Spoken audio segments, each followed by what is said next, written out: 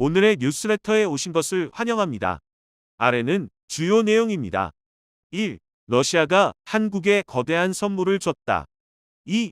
아프리카 사람들이 한국인을 보면 눈물을 흘리는 이유. 안녕하세요. 우크라이나와 러시아 사이에 극적인 협의가 체결돼 화제가 되고 있습니다. 바로 흑해를 통한 곡물 수출에 한해서 양국이 상대방 상선을 공격하지 않기로 합의를 본 것인데요.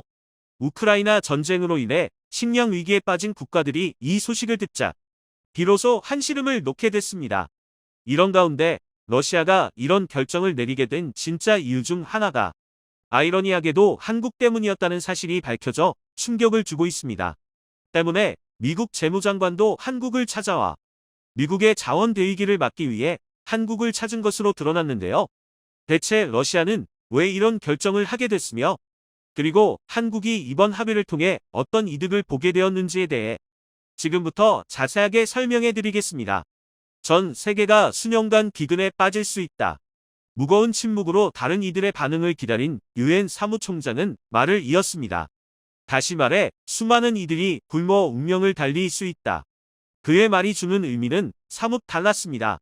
제3세계인 아프리카 태평양에 위치한 국가들만이 아니라 소위 말하는 선진국들에도 식량 위기가 닥쳐올 것이며 이 위기에서 자유로울 수 있는 이는 아무도 없을 것이라는 이야기였죠. 특히 러시아가 초래한 식량 위기는 3년간 씻을 수 없는 상처로 많은 이들에게 실제적인 위협이 될 것이라는 경고를 남겼습니다. 유엔은 현재 식량 위기를 타파하기 위한 구체적인 실행 계획과 예산을 확보하고 현재 당면한 불안을 잠재우기 위해 인원을 움직였습니다. 유엔 사무총장이 엄중한 경고를 남길 정도로 식량 위기는 이제 남의 일이 아니게 되었습니다. 각국 역시 실제로 이러한 변화를 몸소 체감하고 있습니다. 가장 눈에 띄는 변화는 가격이었죠. 통화량이 급격히 늘어나 인플레이션으로 인해 일시적 가격 변화로 생각했던 이들이 떨어지지 않는 식량 가격을 보면서 생각을 고치게 되었습니다. 세계은행 WB도 심각성을 깨닫고 세계 식량 위기를 타개하기 위한 20억 달러, 한화 15조 원 상당의 추가 자금 지원을 발표하며 재빠른 움직임에 나섰습니다. 일찍이 원조를 위해 30조 원 가까이 예산을 확보한 세계은행은 거기에 더해 15조 상당의 금액을 추가로 더 투입한 것이죠. 이 모든 시작은 러시아-우크라이나 전쟁이었습니다. 러시아가 우크라이나 수출 통로를 들어먹고 우크라이나에서 생산되는 밀을 외부로 보내는 것을 막게 되면서 혼란이 시작되었는데요. 우크라이나는 기름진 토양과 넓은 땅을 가지고 있어 이곳에서 많은 밀은 우수한 품종으로 많은 이들의 사랑을 받았습니다. 전 세계 밀 수출량의 25%를 차지하는 유럽의 빵 바구니라는 소리를 들을 정도로 우크라이나가 세계 곡물 시장에서 차지하는 비율은 엄청나죠. 그런데 러시아가 밀 수출은 물론이고 밀 재고까지 통제에 들어가면서 밀을 수입받아야 할 국가들은 물론이고 밀 가공으로 먹고 사는 나라들까지 모두 전쟁의 포화에서 자유로울 수 없게 되었습니다. 푸틴은 밀 수출과 관련해서 여러 국가의 항의를 받았으나 움직이지 않았는데요.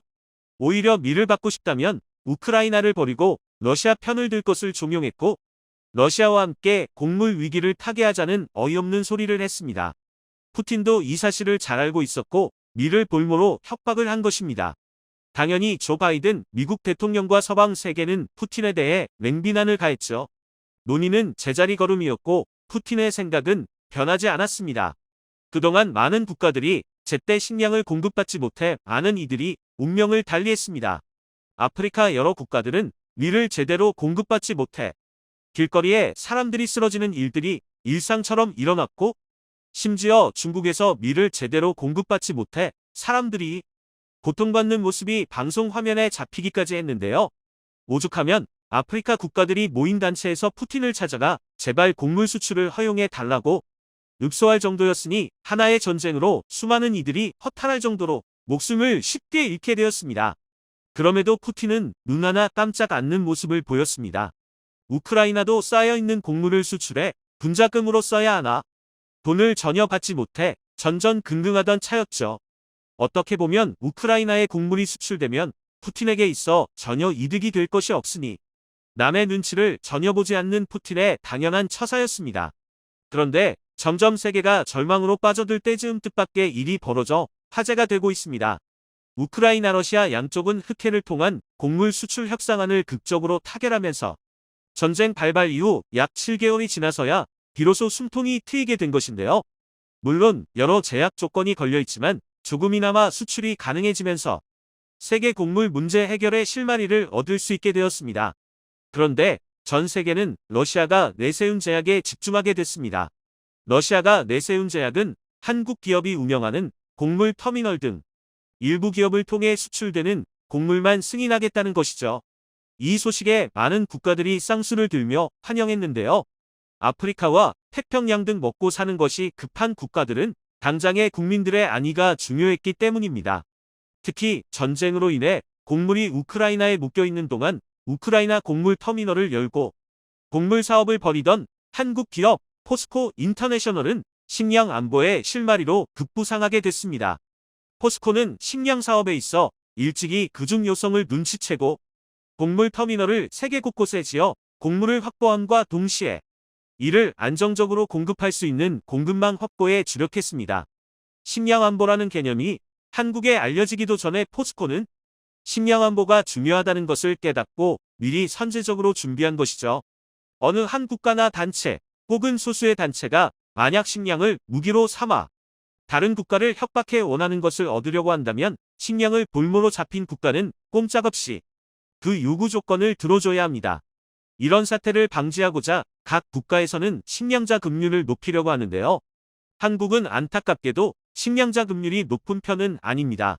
식량을 생산할 수 있지만 수요에 맞는 공급을 충당하기에는 모자른 것이 사실이죠. 그래서 많은 양의 식량을 외부에서 수입해오고 있었습니다. 포스코는 한국의 식량자 급료를 주목했고 이를 해결하고자 사업을 추진한 것입니다. 우크라이나 곡물 터미널 건설과 식량 수출은 이를 내다본 선견지명이었죠. 물론 위기도 분명 있었습니다. 포스코가 우크라이나 전쟁으로 인해 타격을 입자 야심차게 추진했던 사업이 전반적인 재검토가 들어갈 정도로 고민에 빠졌었는데요. 그러나 식량의 중요성이 더욱 높아지자 곡물의 수요가 폭발하는 것을 본 포스코 내부 관계자들은 사업을 철수하기보다 계속해서 키우는 것을 결정했고 이를 위해 과감한 투자와 인내가 필요하다고 판단한 것이죠. 덕분에 포스코 인터내셔널은 전쟁 기간 중 곡물을 계속 보관하면서 사업을 접지 않고 계속 유지할 수 있었습니다. 그런데 이 덕분에 많은 수의 곡물을 보유한 포스코 인터내셔널은 수출 기회를 잡으면서 이전보다 상승한 가격으로 곡물을 팔 수 있게 된 것입니다. 포스코가 오랜 인내를 거친 덕분에 식량난으로 고초를 겪던 국가들이 숨통을 열 수 있게 된 것이죠. 현재 곡물 터미널에 보관된 식량은 대략 11만 5천 톤 밀과 옥수수, 보리 등 다양한 곡물이 보관되어 있는데요. 이 물량이 외부로 풀리게 된다면 당장의 식량난은 해결할 수 있을 것으로 보입니다. 아프리카들만이 아니라 미국과 유럽 등 곡물을 필요로 하는 국가들이 비싼 값을 주고서라도 구입하려고 준비 중입니다. 이미 올해 9월 고객사의 요청에 따라 약 2,000톤가량의 밀을 육로를 통해 공급한 적이 있었던 포스코 인터내셔널은 현재 포스코를 통해 들어온 구매 요청을 처리하기가 어려울 정도라고 밝히며 공급보다 수요가 폭발하는 상황이라는 말을 남기며 앞으로 우크라이나 외에도 다른 터미널 사업을 추진할 것이라고 밝혔는데요. 식량 위기가 이제 현실의 문제로 다가오고 이를 통해 막대한 수익을 얻는 것을 경험하자 포스코에서는 본격적인 식량 터미널 사업에 투자하기로 결심한 것이죠. 정부에서도 포스코 인터내셔널의 곡물 터미널 사업을 보고 향후 식량 안보와 정부 차원에서 어떤 지원이 가능할지 검토하는 등 이를 현실적인 정책에 반영할 궁리를 하고 있는 상황으로 정황근 농림축산식품부 장관이 포스코 인터내셔널 사무소를 방문해 이미 협력 방안에 대해 구체적인 협의를 했다고 말하며 정부에서도 포스코에 대한 지원을 밝혔습니다. 식량의 중요성을 간파하고 일찍이 곡물에 투자한 덕분에 위기 속에서 엄청난 수익을 거두며 성공적인 궤도에 포스코 인터내셔널이 오르게 된 것인데요. 중국이나 일본 등 다른 국가들은 상상도 못한 일을 한국 기업에서 해낸 덕분에 비싼 가격이 아닌 합리적인 가격으로 밀을 비롯한 곡식을 한국이 확보할 수 있게 되었죠.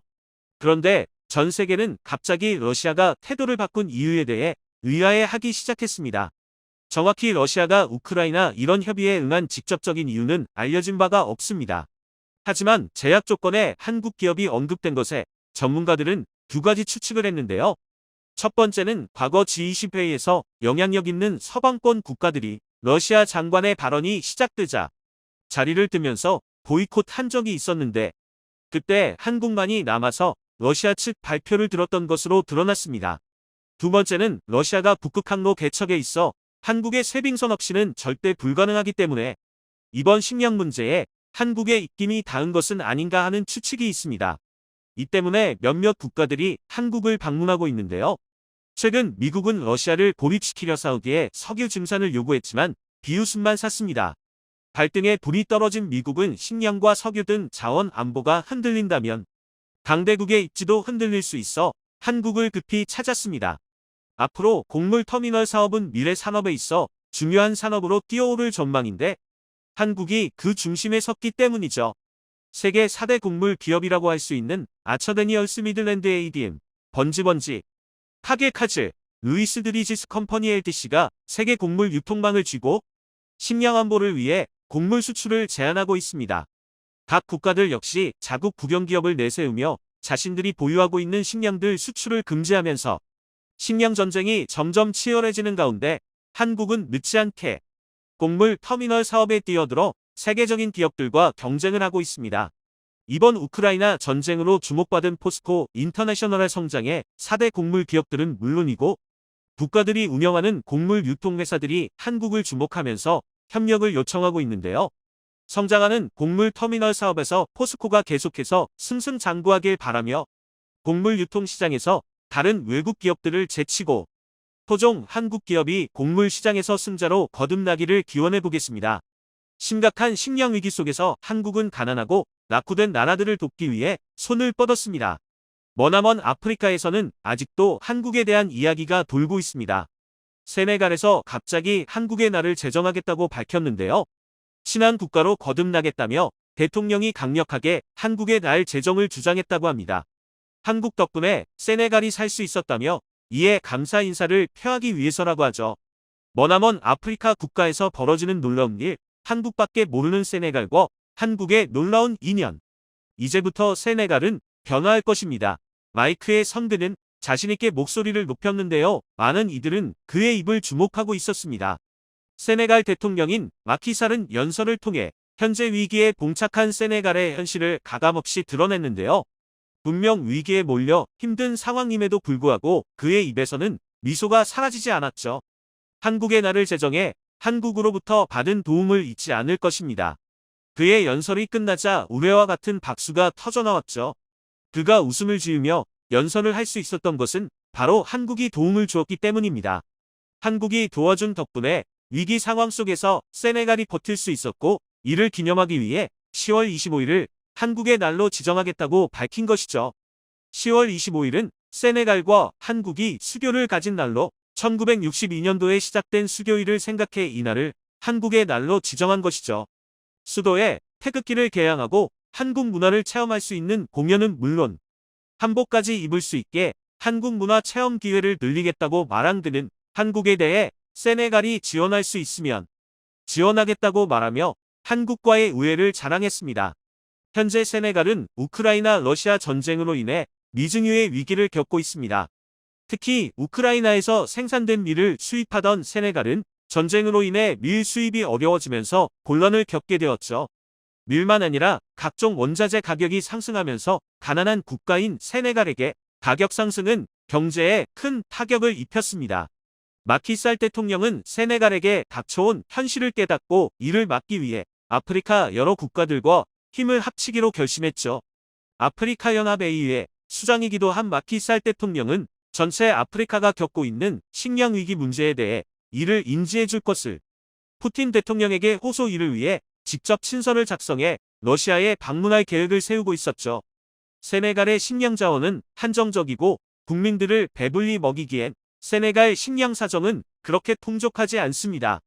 당장 당면한 식량 위기를 극복한다고 해도 향후 농사를 지어야 할 종자조차 없는 것이 현실인데요. 비료값도 상승했기에 당장 다음 해와 다다음 해를 준비할 농사조차 시작도 못한 상황. 하다못해 아프리카 국가들에게는 자비를 베풀어 달라며 푸틴에게 이미 사정을 했으나 러시아는 이 소식을 묵살하며 밀 통제를 멈추지 않았습니다. 아프리카의 강복한 호소를 해결해 줄 수 없는 것은 서방 세계도 마찬가지였습니다. 우크라이나 밀 문제는 서방 국가들에게도 큰 타격이었고 자국 국민들을 먹일 식량이 모자라기에 이를 도와줄 만한 여유가 없는 것이 사실이었죠. 대통령은 유엔의 지원을 다급하게 요청했습니다. 보호 물자를 받아 당장 배고픔을 해결해야 할 상황이었죠. 유엔도 도움을 줄 수 없었는데요. 그런 와중에 유일하게 실질적인 도움을 준 국가가 바로 대한민국이었는데요. 일찍이 세네갈에 진출해 국가 경제를 지탱하는 기업은 물론이고 한국 정부 역시 세네갈 정부의 어려움을 돕기 위해 발벗고 나선 것이죠. 세네갈에 위치한 참치 캔 회사 스카사 SCASA는 세네갈의 어려움을 알고 한화로 약 5억 원 상당의 지원을 결정했습니다. 향후 어려움을 겪고 있는 세네갈인들을 더 많이 채용하는 결단까지 내리며 죽어가던 세네갈인에게 큰 도움을 주었습니다. 회사가 이러한 결정을 내리게 된 이유는 바로 모 회사의 존재 때문이었죠. 이 회사는 원래 세네갈 국영기업의 소유였지만 한국의 동원그룹이 인수해 2011년 이후부터는 한국 회사입니다. 세네갈인들을 위해 한국 회사가 사재를 털어가며 도운 셈이죠. 스카사는 세네갈의 풍부한 수역에서 건져올린 참치를 가공해 해외에 판매하는 기업으로 나름 오래된 역사를 지닌 공장입니다. 무려 1968년에 처음 공장이 세워졌다고 하죠. 불행히도 방만한 경영과 적절한 지원이 뒷받침되지 못해 동원그룹이 인수하기 직전에는 폐업하기 직전이었습니다. 직원들도 의욕이 없었고 세네갈 경제를 지탱하던 이 기업은 보잘것없는 신세로 전락할 뻔했습니다. 그러나 동원그룹은 이 회사의 가치를 눈여겨보고 한국식 경영 방법을 동원한다면 충분히 살릴 수 있다고 바라봤죠. 그룹 내부에서는 반대가 극심했다고 합니다. 그러나 동원그룹 김재철 회장은 뚝심을 가지고 과감한 투자를 결정했죠. 에콰도르와 미국령 사모아에 참치 회사 인수를 결정해 나름 노하우를 갖추고 있었던 동원그룹이기에 가능한 일이었죠. 하지만 사업 경영은 순탄한 일이 아니었습니다. 스카사 인수 후 계속된 적자의 한때는 철수까지 고려할 정도였죠. 김재철 회장은 아프리카 특유의 느릿한 일 처리 속도와 저품질 포장을 고쳐야만 성과가 날 수 있다고 판단 이를 위해 6개월간 공장 문을 닫고 처음부터 공정 및 품질 관리 개선에 나섰습니다. 전문가들을 파견해 문제점을 진단하고 고치기 위해 전력을 다했죠. 한국인들이 보여준 정 문화도 변화의 한 몫을 담당했습니다. 부패가 만연하고 성과에 대해서 어떠한 보상도 받지 못했던 세네갈인들은 일에 있어서 대충 하는 것이 습관화되어 있었습니다. 더군다나 외국인이 자신들을 관리하는 것에 불만을 품고 있었죠. 이런 이들의 마음을 달래기 위해 신뢰 쌓기에 나섰습니다. 좋은 성과를 보인 직원들에게 인센티브를 제공하고 세네갈인들에게 먼저 다가가 현지 직원의 경조사를 챙겼습니다. 사내 축구 동아리도 만들며 스킨십을 늘렸죠. 그 결과 놀라운 속도로 성장을 거듭하더니 세네갈 안에서 최고의 기업이라는 평가를 받을 정도로 커졌습니다.